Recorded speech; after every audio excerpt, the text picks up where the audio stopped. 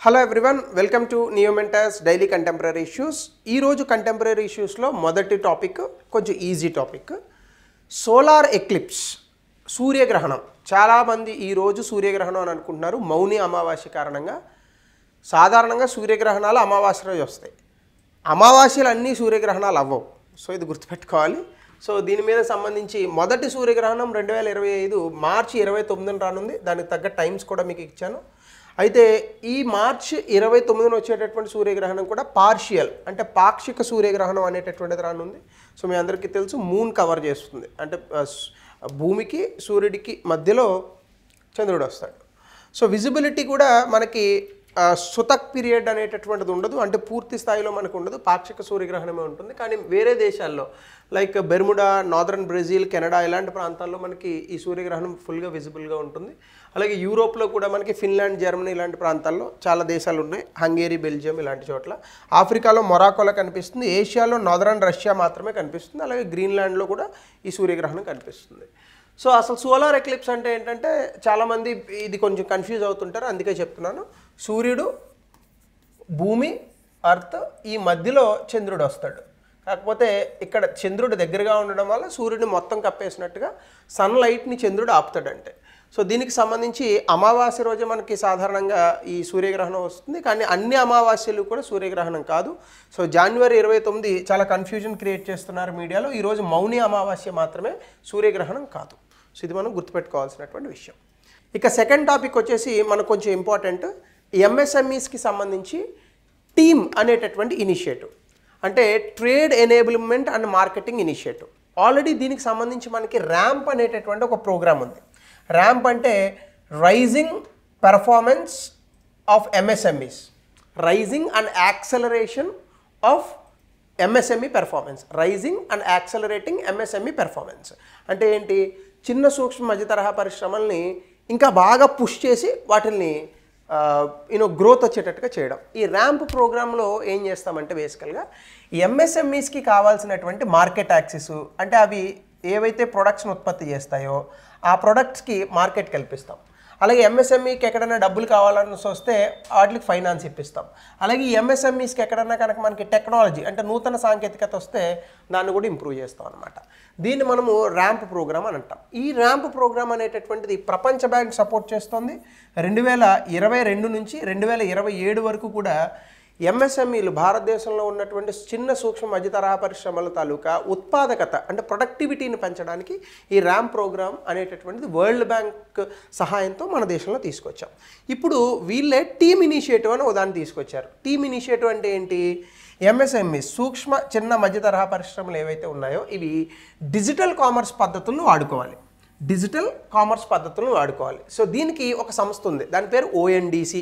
ONDC అంటే open network for digital commerce. ఈ open network for digital commerce అంటే ఏంటంటే కంపెనీస్ ఏవైనా ఉంటే అవి డిజిటల్ ఆధారిత ఈ కామర్స్ వెబ్సైట్స్ ద్వారా ఆ ప్రొడక్ట్స్ని అమ్ముకోవడానికి ఇవి డిజిటల్ ప్లాట్ఫామ్స్ని కల్పిస్తాయి. అంటే democratise digital commerce, digital commerce అనేటటువంటి దాన్ని అందరూ వాడుకునేలాగా, ఏవో కొద్ది కంపెనీలే కాకుండా అందరూ డిజిటల్ కామర్స్ని వాడుకునేలాగా ఇది హెల్ప్ చేస్తుంది అనమాట. సో దీనివల్ల మనకేమవుతుంది, కొనేవాడికి అమ్మేవాడికి ఒక మంచి ప్లాట్ఫామ్ అనేటటువంటిది ఈ కామర్స్ ద్వారా క్రియేట్ అవుతుంది. ఇది department of industrial training department ఉంది కదా, మినిస్ట్రీ ఆఫ్ కామర్స్, ఆ కామర్స్ మినిస్ట్రీ కింద ఇది పనిచేస్తూ ఉంటుంది.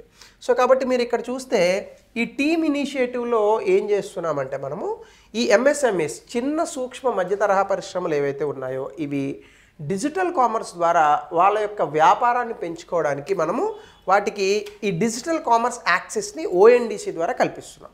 సో దీనివల్ల మనకి ఏమవుతుంది, ఎంఎస్ఎంఈస్ కొన్ని ప్రోడక్ట్స్ని ఉత్పత్తి చేస్తాయి, అంటే సూక్ష్మ చిన్న మధ్య తరహా పరిశ్రమలు కొన్ని వస్తువులను ఉత్పత్తి చేస్తాయి.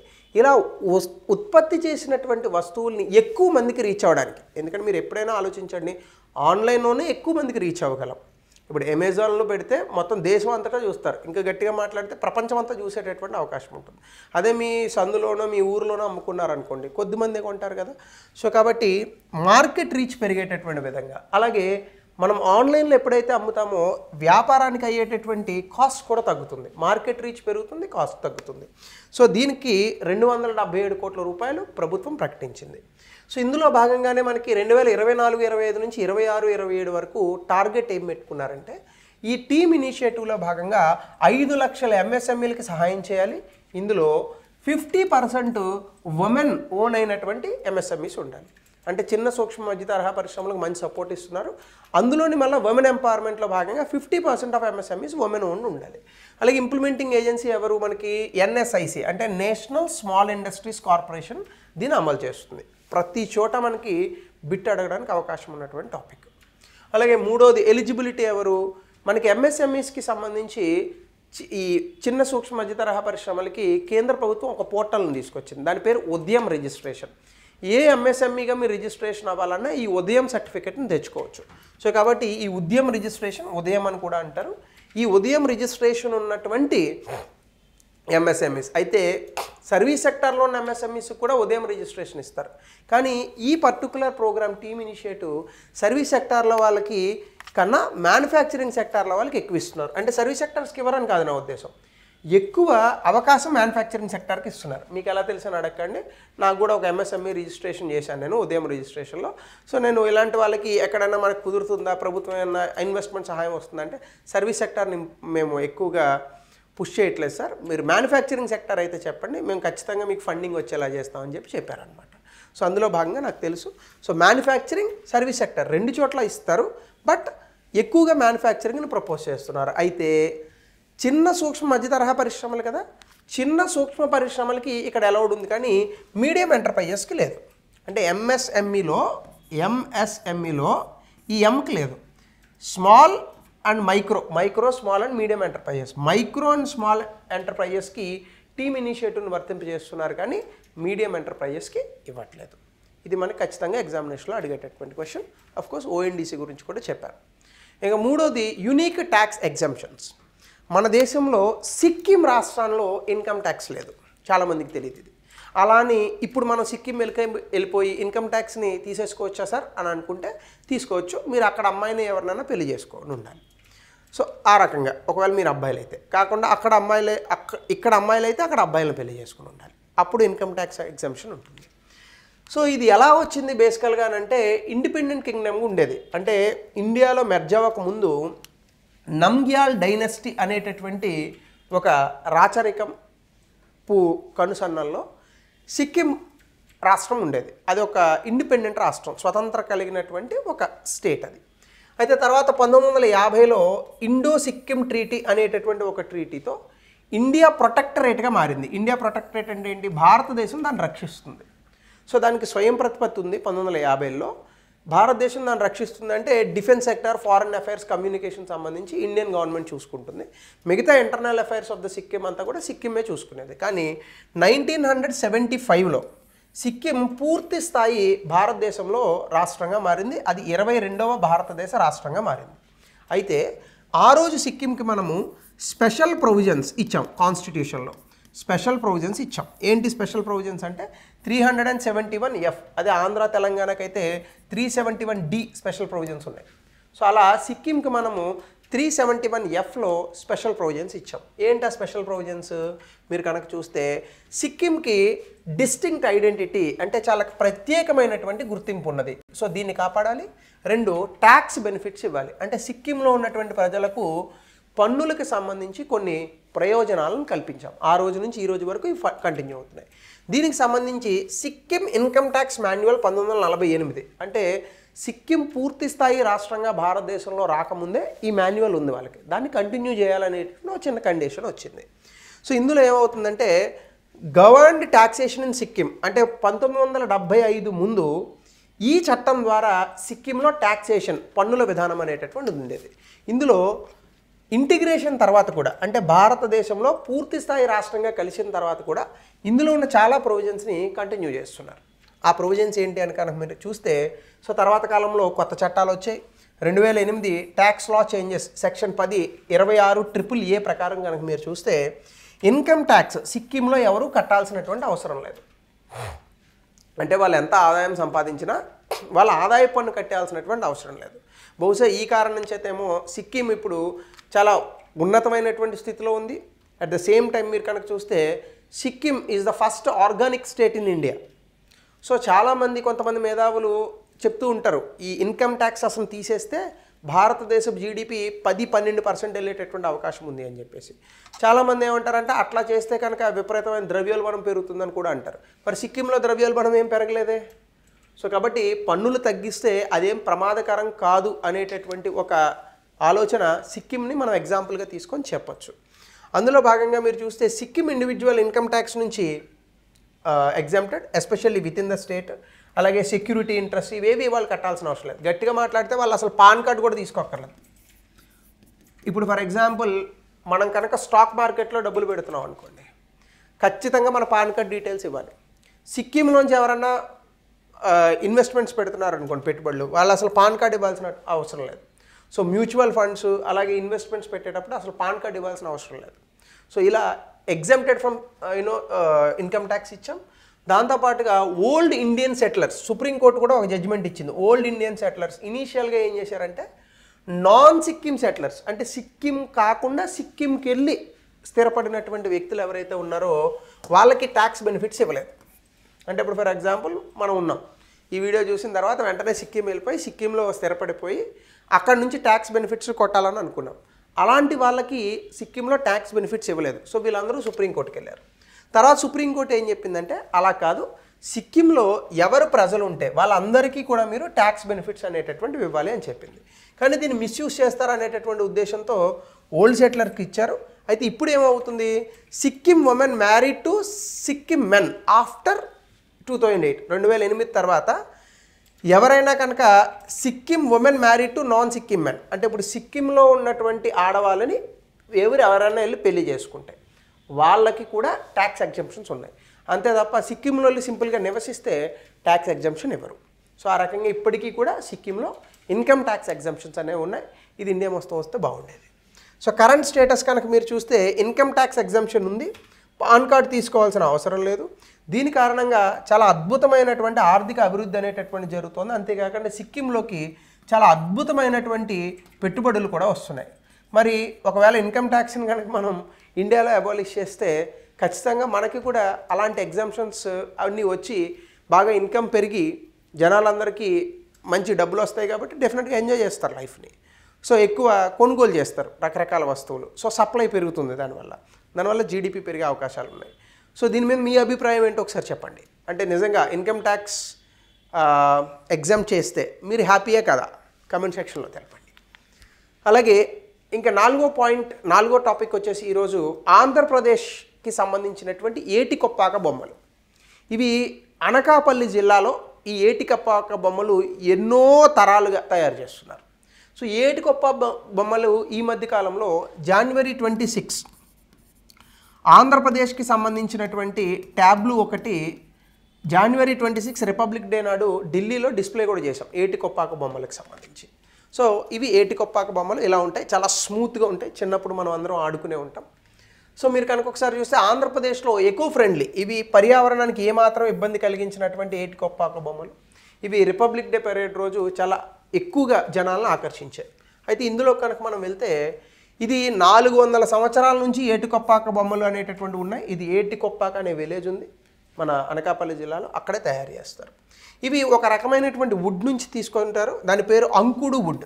దీనికి ఒక లాటిన్ నేమ్ కూడా ఉంది, వ్రైటియా టింకోరియా.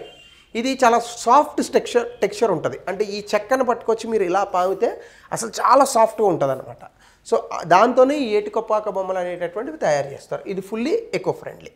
అయితే కలర్స్, ఇందులో మనం వాడేటటువంటి కలర్స్ కూడా సింథటిక్ కలర్స్ వేరు, కొన్ని విత్తనాల నుంచి, అలాగే చెట్టు బెరడు నుంచి, చెట్టు రూట్స్ నుంచి, ఆకుల నుంచి తీసుకొచ్చి దాని రకరకాల మిశ్రమాల్లో కలిపి వచ్చినటువంటి రంగులతో ఈ ఏటికొప్పాక బొమ్మలు తయారు చేస్తారు. అందుకే అవి త్వరగా రంగు పోవు అసలు. అలాగే చాలా స్మూత్గా ఉంటాయి, ఎడ్జెస్ చాలా రౌండ్ ఎడ్జెస్ ఉంటాయి, షార్ప్ ఉండదు. సో ఎక్కడ కూడా మీకు కట్టవు. కాబట్టి చిన్నపిల్లలు ఆడుకోవడానికి ఏటికొప్పాక బొమ్మలు చాలా అద్భుతంగా ఉంటాయి. చిన్నప్పుడు తెగ ఆడుకునే వాళ్ళం బేసికల్గా ఈ బొమ్మలతో. ఇప్పుడు కొనుక్కోవడానికి వీటికి కూడా అన్ని రకరకాల బొమ్మలు వచ్చేస్తున్నాయి. ఏటికొప్పాక బొమ్మలను ఎవరు పెద్దగా ప్రోత్సహించట్లేదు. అయితే దీనికి జాగ్రఫికల్ ఇండికేషన్ కూడా ఉంది. 2017లో జాగ్రఫికల్ ఇండికేషన్ ఏటికొప్పాక బొమ్మలకి ఇచ్చారు. మనకి ఎగ్జామ్లో అది అడిగేటటువంటి అవకాశం ఉంది. సో ప్రపంచంలో ఇలాంటి డిఫరెంట్ కలర్స్తో డిఫరెంట్ డిజైన్స్తో ఉన్నటువంటి కారణంగా ఈ మధ్య కాలంలో ఆన్లైన్లో వీటికి సంబంధించి బాగా ప్రచారం జరిగినటువంటి కారణంగా సేల్స్ ప్రపంచవ్యాప్తంగా పెరుగుతున్నాయంట ఏటికొప్పాకు బొమ్మలకు సంబంధించి. సో అంతర్జాతీయంగా ఈ బొమ్మలకి విపరీతమైనటువంటి ఫేమస్ వచ్చింది. సో మనకి జిఐ ట్యాగ్ అంటే ఏంటో తెలుసు మీకు. ఏదైనా ఒక పర్టికులర్ వస్తువుకి ఒక పర్టికులర్ ప్రాంతం నుంచి యునిక్నెస్ ఉంటే, అంటే చాలా దానికి ఆ ప్రాంతం నుంచి గొప్పదనం అనేటటువంటిది ఉంటుంది, దానికి జిఐ ట్యాగ్ అనేటటువంటిది ఇస్తారు. ఈ జియోగ్రఫికల్ ఇండికేషన్ అనేటటువంటిది goods and protection act 1999 geographical indication GI tag act అని అంటారు. దీని ద్వారా ఇస్తారనమాట. అలాగే ఫస్ట్ జిఐ ట్యాగ్ ఇండియాలో 2004-05లో డార్జిలింగ్ టీకి ఇచ్చారు. ఇంకా చాలా ఐటమ్స్ ఉన్నాయి ఈవెన్ ఆంధ్రప్రదేశ్కి సంబంధించి. ఉదాహరణకి తిరుపతి లడ్డు, ఇలాంటి శ్రీకాళహస్తి పెయింటింగ్స్, ఇలాంటి వాటికి చాలా జిఐ ట్యాగ్స్ ఉన్నాయి. బట్ న్యూస్లో ఎక్కువ ఎక్కడైతే జిఐ ట్యాగ్స్ వచ్చారో వాటికి మనకి ఎగ్జామినేషన్లో ప్రశ్నలు అడిగేటటువంటి అవకాశం ఉంటుంది. అందులో ఏటికొప్పాకు బొమ్మలు డెఫినెట్గా ఇయర్ ఎగ్జామినేషన్లో ఎస్పెషల్లీ ఫర్ యూపీఎస్సీ మనకు వచ్చేటటువంటి అవకాశం ఉంది. అలాగే నాగోబా జాతర, తెలంగాణలో సమ్మక్క సారక్క జాతర తర్వాత అతిపెద్ద జాతర ఈ నాగోబా జాతర. సో గోండ్లు జరుపుకునేటటువంటి జాతర. దీనికి సంబంధించి ఇది సాధారణంగా జనవరి ఫిబ్రవరి నెలలో జరుపుకుంటారు. సో ఈ మధ్యకాలంలో 8 రోజుల మేశ్రామ్ క్లాన్ అంటే ఆదివాసీ గోండ్లో అదొక సెక్ట్, అదొక తెగ. సో ఆ మేశ్రామ్ క్లాన్ వీళ్ళు ఈ మెషారాం క్లాన్ అని అంటారు. సో ఈ మెషారాం జాతి వ్యక్తులు ఎవరైతే అక్కడక్కడ బ్రతుకుతారో ఆ ప్రాంతాలలో వీళ్ళు నాగోబా జాతరని చేసుకుంటున్నారు. నాగోబా జాతర అనేటటువంటిది సాధారణంగా శివుణ్ణి పూజిస్తారు. కాకపోతే ఈ శివలింగం అనేటటువంటిది పాము రూపంలో ఉంటుంది. అంటే యాక్చువల్గా నాగోబా జాతర అంటే ఆ నాగుపాము పడగ విప్పినటువంటి విగ్రహానికి పూజలు చేస్తూ ఉంటారు. సో ఇది ఎక్కడ అంటే ఆదిలాబాద్ డిస్టిక్లో ఇంద్రవెల్లి మండల్ అనేటటువంటి ప్రాంతంలో కెల్సాపూర్లో జరుగుతుంది, which is in Telangana. So Nagoba జాతర సెకండ్ బిగ్గెస్ట్ ట్రైబల్ ఫెస్టివల్ భారతదేశంలోనే. ఆదివాసీ పండగలకు లేదా జాతరలకు సంబంధించి సమ్మక్క సారక్క జాతర తర్వాత అతిపెద్ద జాతర ఈ నాగోబా జాతర. దీనికి సంబంధించి మనం 10 రోజుల పాటు ఈ జరుపుకుంటాం. గోండ్ ట్రైబ్స్లో మేశ్రామ్ క్లాన్ అనేటటువంటిది తెలంగాణ, అలాగే మహారాష్ట్ర, మన ఛత్తీస్గఢ్, ఒడిశా, కర్ణాటక, జార్ఖండ్, మధ్యప్రదేశ్ ఈ ప్రాంతాల నుంచి గోండ్లందరూ కూడా ఈ ప్రాంతాలకు వస్తూ ఉంటారు. సో సాధారణంగా చెప్పాను కదా కోబ్రా, సో పాము రూపంలో ఉన్నటువంటి విగ్రహానికి ఈ నాగోబా జాతరలో పూజలు చేస్తూ ఉంటారు. ఇందులో ఒక హోలీ వాటర్ రిచువల్ కూడా ఉంటుంది. అంటే పెద్దవాళ్ళందరూ కూడా చెప్పులు వేసుకోకుండా గోదావరి నదిలో స్నానం చేసి ఆ నీటిని తీసుకొస్తారు. అక్కడ ఒక చెట్టు ఉంటుంది, ఆ చెట్టు దగ్గర నాగోబా జాతరకు సంబంధించి కొన్ని పూజలు చేస్తారు. దాంతోపాటుగా పెళ్లి కానటువంటి అమ్మాయిలు, సాధారణంగా కొత్తగా వచ్చినటువంటి ఆడపడుచులు ఎవరైతే ఉంటారో ముఖ్యంగా పెళ్లి కూతురులు, వీళ్ళని నాగోబా జాతరలో క్లాన్కి పరిచయం చేస్తారు. వీళ్ళని తెల్ల చీరల్లో తీసుకొచ్చి ఆ క్లాన్కి పరిచయం చేస్తారు.